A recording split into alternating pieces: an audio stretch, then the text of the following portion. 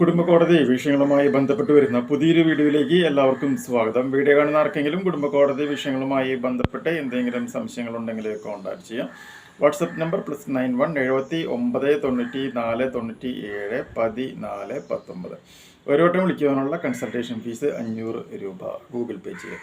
ഇന്നത്തെ വീഡിയോയിൽ നമ്മൾ ഡിസ്കസ് ചെയ്യാനായിട്ട് പോകുന്നത് മെയിൻ്റനൻസുമായി ബന്ധപ്പെട്ട് വന്നിട്ടുള്ള വളരെ സുപ്രധാനമായിട്ടുള്ള ഒരു കോടതി വിധിയെ കുറിച്ചിട്ടാണ്. അതായത് ഈ ഒരു കേസിൽ മജിസ്ട്രേറ്റ് ഭർത്താവ് ഭാര്യയ്ക്ക് 20,000 രൂപ മെയിൻ്റനൻസ് കൊടുക്കണം, പ്രതിമാസം കൊടുക്കണം എന്ന് പറഞ്ഞുകൊണ്ടുള്ള ഒരു വിധി വരികയാണ് ഉണ്ടായിട്ടുള്ളത്.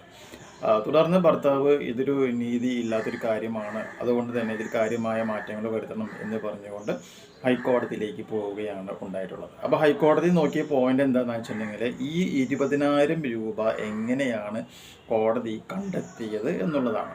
നോക്കിയപ്പോൾ കണ്ടെത്തിയത് പ്രത്യേകിച്ച് തെളിവുകളുടെ ഒന്നും അടിസ്ഥാനത്തിലല്ല. മജിസ്ട്രേറ്റിൻ്റെ ഒരു അസംഷൻ അല്ലെങ്കിൽ ഒരു ഊഹം വെച്ചിട്ട് ഈ ഭർത്താവിന് ഇത്ര രൂപ ശമ്പളമുണ്ടെന്ന് തോന്നുകയും അതിൻ്റെ അടിസ്ഥാനത്തിലാണ് 20,000 രൂപ ചെലവിന് വിധിക്കുകയും ചെയ്തിട്ടുള്ളത്. അപ്പോൾ ഹൈക്കോടതി പറഞ്ഞ പോയിന്റ് എന്താണ് എന്നുള്ളത് നമുക്ക് നോക്കാം. അതായത് magistrate cannot decide section 144 of BNSS cases on assumptions alone എന്നാണ് പറയുന്നത്. And also wife must prove husband's high income എന്നും പറയുന്നത്. Then the High Court reduces maintenance from 20,000 to 6,000 rupees. അതായത് ഭാര്യ ഭർത്താവിന് ഇത്ര വരുമാനമുണ്ടെന്ന് പറഞ്ഞാൽ മാത്രം പോരാ, ഭർത്താവിന് ആ പറയുന്ന വരുമാനമുണ്ട് എന്നുള്ളതിൻ്റെ പരിപൂർണമായിട്ടുള്ള തെളിവ് കോടതിയിൽ ഭാര്യ ഹാജരാക്കണം. അല്ലാതെ ഊഹത്തിൻ്റെ അടിസ്ഥാനത്തിൽ ഒരിക്കലും എന്ത് ചെയ്യാനായിട്ട് പാടില്ല, മെയിൻ്റനൻസ് തുക വിധിക്കാനായിട്ട് പാടില്ല എന്ന് പറഞ്ഞുകൊണ്ട് 20,000 രൂപ വിധിച്ചത് എത്രയാക്കി മാറ്റി 6,000 രൂപയായിട്ട് നമ്മുടെ ഈ കോടതി കുറയ്ക്കുകയാണ് ഉണ്ടായിട്ടുള്ളത്.